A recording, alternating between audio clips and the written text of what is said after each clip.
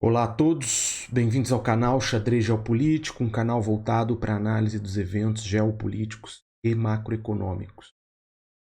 Nesse episódio nós vamos tratar sobre o programa de drones iraniano, um programa que tem despertado atenção e preocupação no cenário internacional, muito em virtude das capacidades militares deste programa.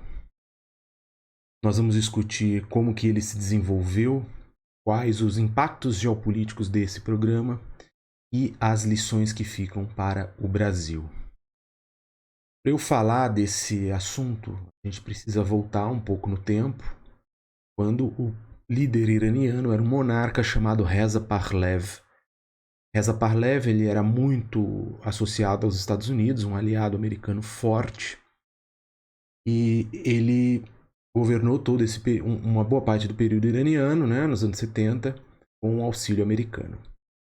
Mas, em 1979, nós temos a Revolução Iraniana e ascende ao poder no Irã o Ayatollah Khomeini.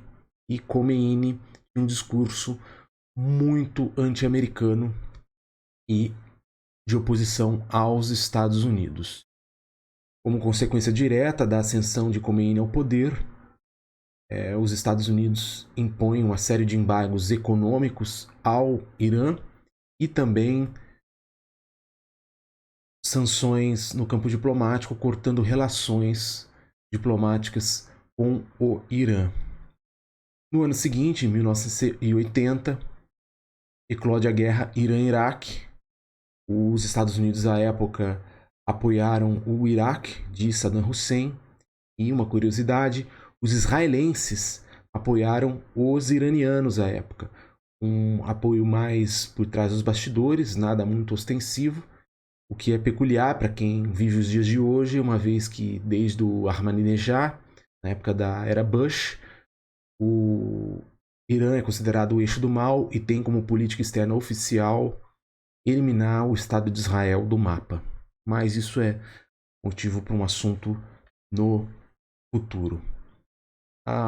Com a guerra Irã-Iraque, o Khomeini percebeu que as capacidades ofensivas do Irã eram muito limitadas, principalmente no campo aéreo, e o Irã, muito em virtude de sua história, muito em virtude, segundo o Khomeini, muito em virtude também dos embargos econômicos, ele não conseguia desenvolver um programa aéreo militar porque é muito caro.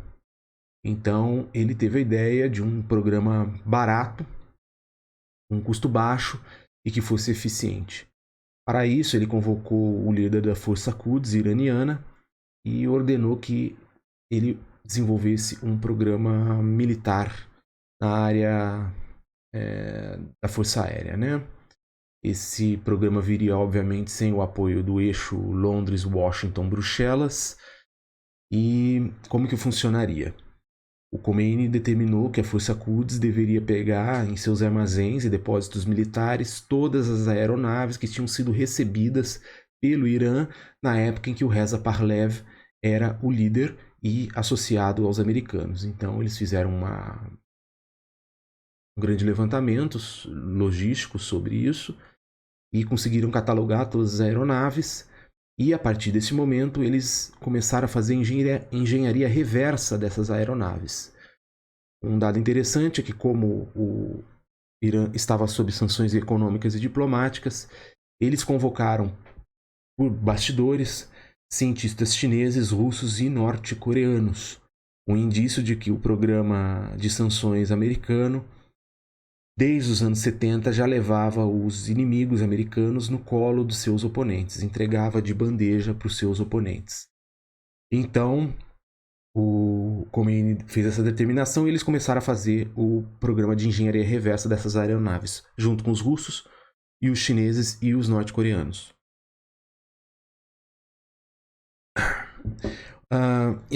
Os iranianos, foram aperfeiçoando o programa e eles conseguiram baratear o custo e também incrementar a linha de produção. Então começaram a produzir em larga escala.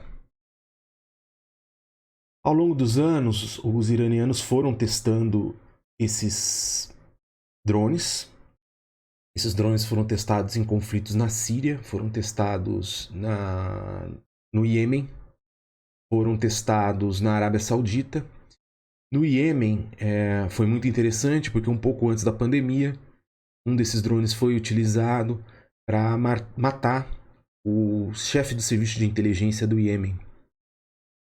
E uma comparação que tem sido altamente eficiente é que os drones iranianos eles são dotados de extrema eficácia, apesar do baixo custo, se comparados com os homólogos ocidentais.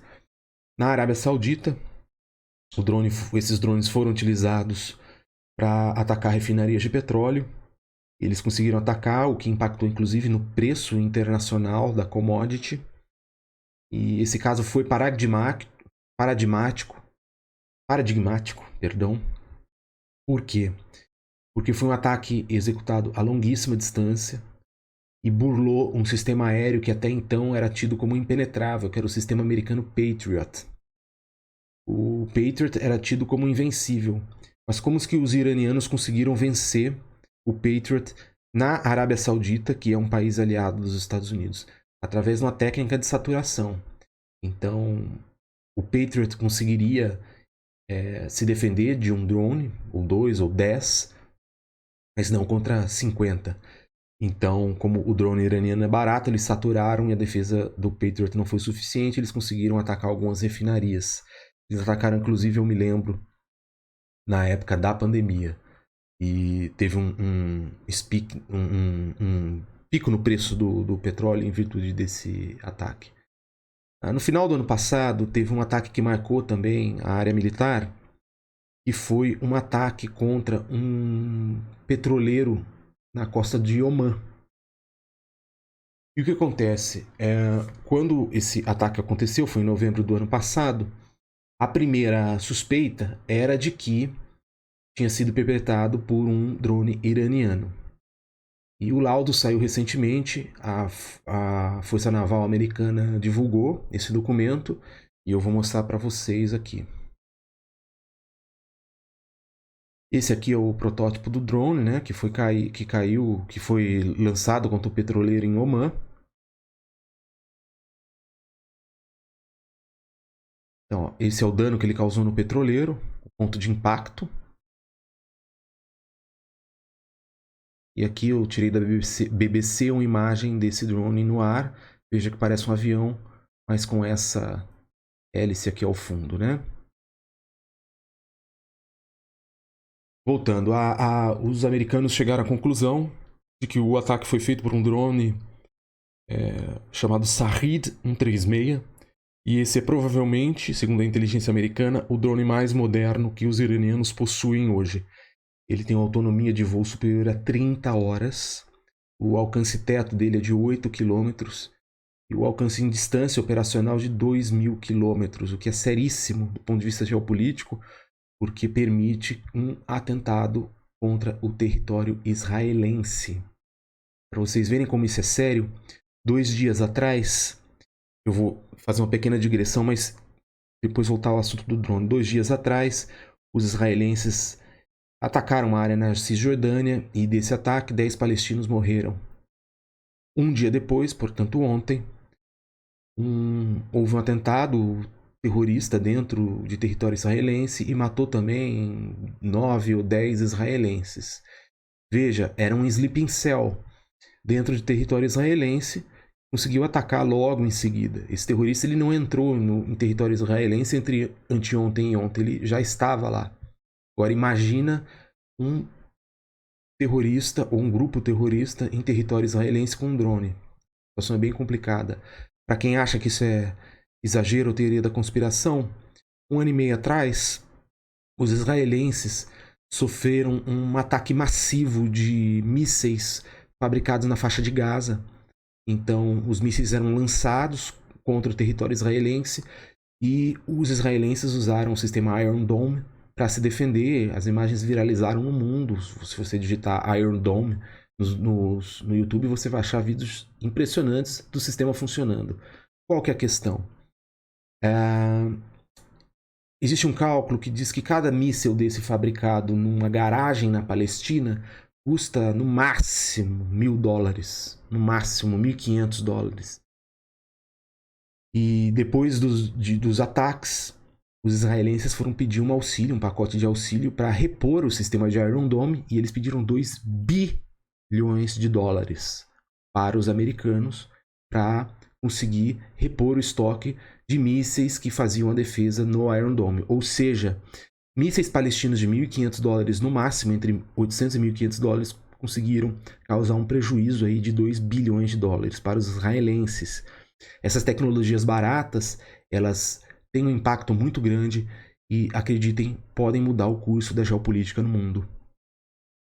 Mais recentemente, o Jake Sullivan, que é o secretário nacional de segurança dos Estados Unidos, ele afirmou categoricamente que a inteligência americana detectou que os iranianos estão fornecendo drones aos russos e que essa demanda é criada em virtude da operação especial na Ucrânia, em que os russos estão operando, como todo mundo sabe, né?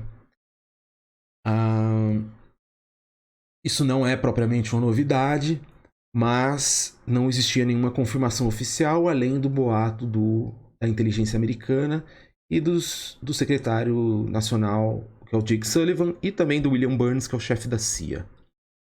Mas isso mudou semana passada. O SBU, que é o Serviço de Segurança Interna da Ucrânia, confirmou que drones iranianos foram encontrados em território ucraniano, já derrubados.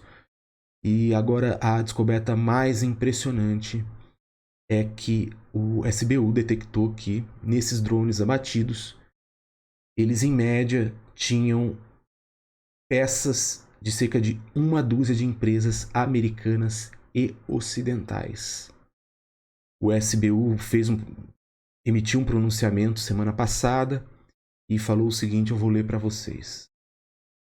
Dos 52 componentes ucranianos removidos do drone iraniano Shahed 136, 40 parecem ter sido fabricados por mais de 13 empresas americanas diferentes, incluindo a Texas Instrument, que é uma poderosa no setor, tem ações na bolsa, excelente empresa por sinal. Continua o SBU. Os 12 componentes restantes foram fabricados por empresas no Canadá, na Suíça, Japão, Alemanha, Taiwan e China. Veja, isso é muito sério, porque provavelmente os iranianos estão, além de usando um programa que já é barato, eles estão, por algum modo, conseguindo peças que são ocidentais e americanas. Vou mostrar para vocês o impacto disso em imagens. É a foto de um ataque de um drone iraniano em Kiev, capital da Ucrânia. Tá? Isso é uma imagem de um chip da Texas Instrument que foi usado nesse ataque tenebroso aqui em território ucraniano. É um chip de uma empresa americana. O SBU também disse que declarou oficialmente, vou ler para vocês. É uma prova de que, apesar das sanções, o Irã ainda está encontrando uma abundância de tecnologia disponível comercialmente. A empresa que construiu o drone abatido, a Iran Aircraft Manufacturing Industries Corporation, está sob sanções dos Estados Unidos desde 2008. Fecha aspas. Recentemente, o Joe Biden determinou a criação de uma força-tarefa para investigar como que essa tecnologia americana e ocidental está indo parar em mãos iranianas, né? E, inclusive, ele convocou o Biro, o BIS, eu falei no vídeo passado, para tentar arrumar formas de novas sanções que prejudiquem o programa iraniano. Mas as opções que existem na mesa para combater esse problema, elas são muito limitadas. E um dos problemas das soluções dadas pelo governo americano foi o seguinte, né? O governo quer que as empresas passem a monitorar suas próprias cadeias de suprimento, tentando inclusive identificar os distribuidores terceirizados que eventualmente possam estar distribuindo isso para alguém que esteja traficando essas peças para algum inimigo americano. Então veja, a inteligência americana está passando a responsabilidade de detecção da origem do problema para a empresa, o que já é um problema do ponto de vista do aumento de custo. Fora isso, eles querem que as empresas monitorem as próprias cadeias de suprimento, o que é uma atividade de Estado, a inteligência. Basicamente, o que a CIA está falando é: se virem, nós não temos nada a ver com isso. Esse problema é de vocês, vocês vão ter que se virar.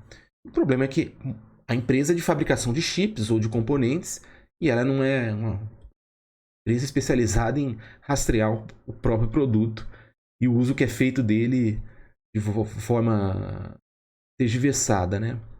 Isso é obrigação da inteligência, em tese seria. O governo Joe Biden não mais. É muito difícil, esse rastreamento ele é muito difícil de ser feito, então na prática dificilmente ele vai ser implementado. E o interessante é que muitos desses chips, eles usam a tecnologia de ponta, que é a tecnologia sancionada pelo BIS nos seus embargos econômicos. Ou seja, o BIS, por natureza, já não vai impor embargos econômicos a peças de baixo custo, porque elas já estão completamente difundidas no mercado e não tem como ser limitadas. Agora, as de alta tecnologia, mesmo assim, de alguma forma, estão chegando na cadeia de suprimento iraniana e entrando nos drones que estão atacando a Liga do Otanistão, né? Enfim.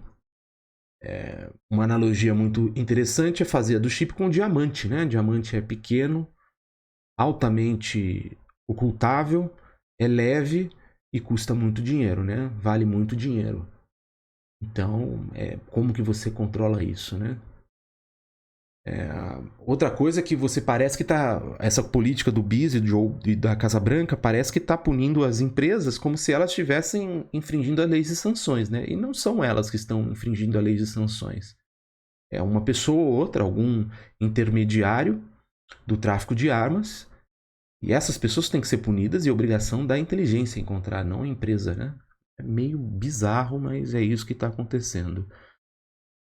E o mais interessante é que a empresa muitas vezes não vai nem saber o que está procurando se o governo dos Estados Unidos não disser o que eles estão procurando.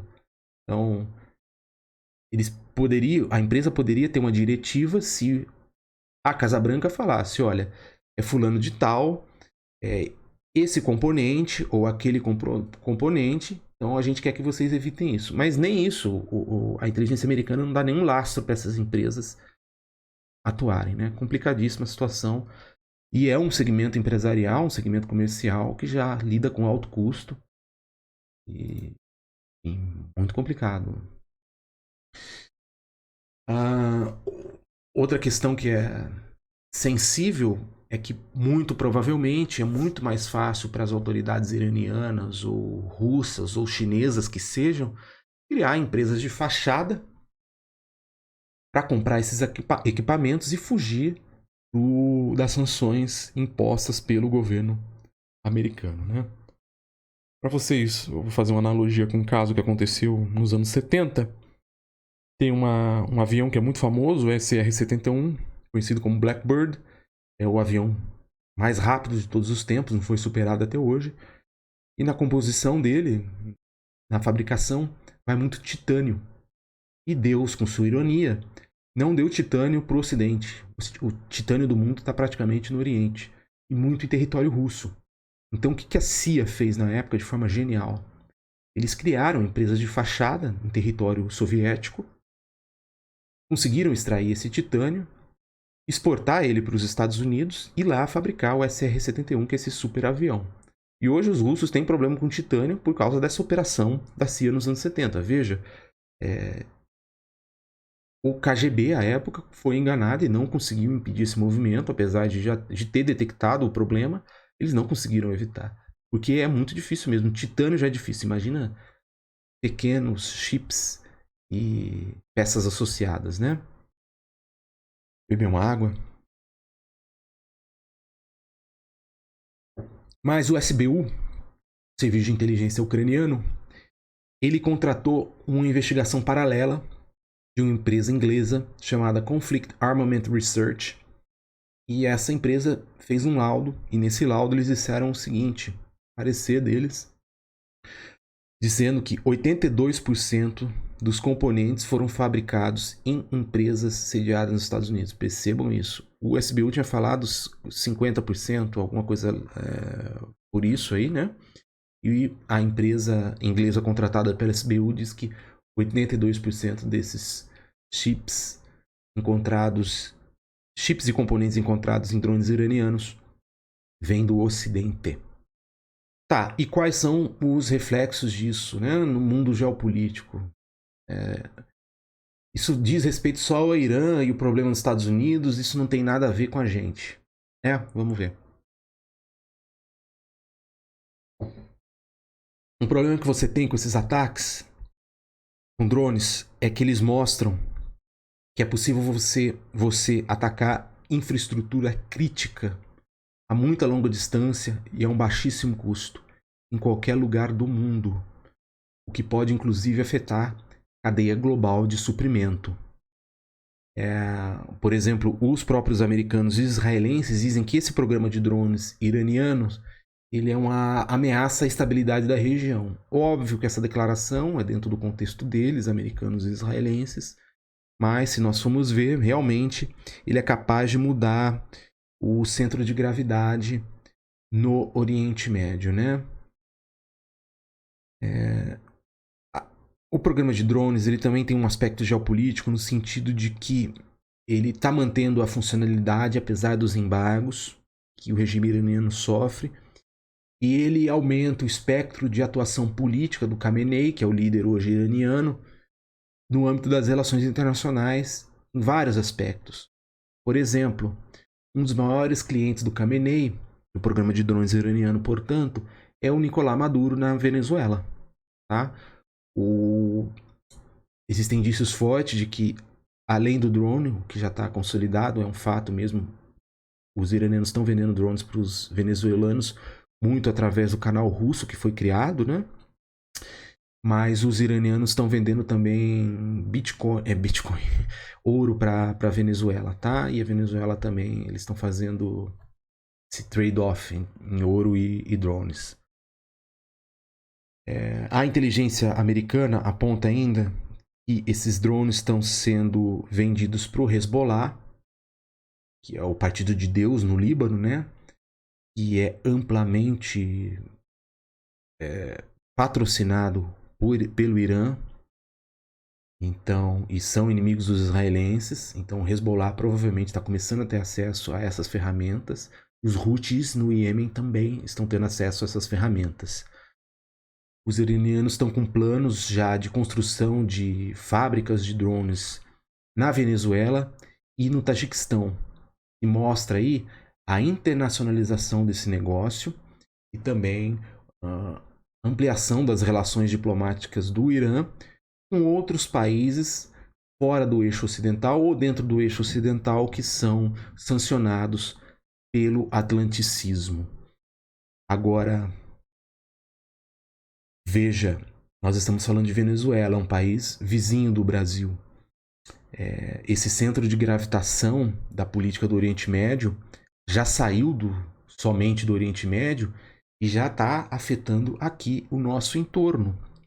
Eu não estou aqui querendo falar que os venezuelanos vão invadir o Brasil, vão atacar, não é nada disso. Eu estou falando que nós temos um país aqui que é adversário dos Estados Unidos, incrementa essa rivalidade com um programa de drones e nós somos vizinhos deles. Então, essa política de Oriente Médio já está afetando relações na América do Sul, aqui com os nossos vizinhos venezuelanos, tá? Então, saiu do Oriente Médio, já está na Ásia, caso China e Rússia, né? Tajiquistão também, e chegando também à América do Sul, Venezuela. E eu não sei, por exemplo, os iranianos estão se aproximando bastante dos argentinos ultimamente, a gente não sabe se, por exemplo, os argentinos também vão ter esse programa de drones. Enquanto isso, o Brasil não tem nada, nem com o eixo americano, o eixo atlanticista, nem com o eixo russo, chinês e iraniano. Nossos vizinhos estão com drones e a gente aqui está a ver navios ainda, né? E é um aspecto importante porque é uma tecnologia que confere capacidade aérea a países que não têm uma força aérea consolidada por ser muito caro esse projeto, né?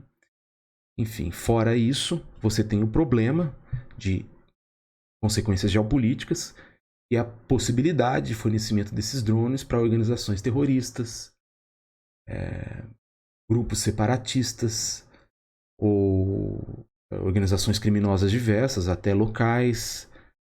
Enfim, é uma questão que pode afetar o mundo inteiro. E enquanto isso, no Brasil, né, o que nós temos? Eu procurei sobre o programa de drones no Brasil. Nós temos aí um projeto quase muito inicial por parte do Exército Brasileiro.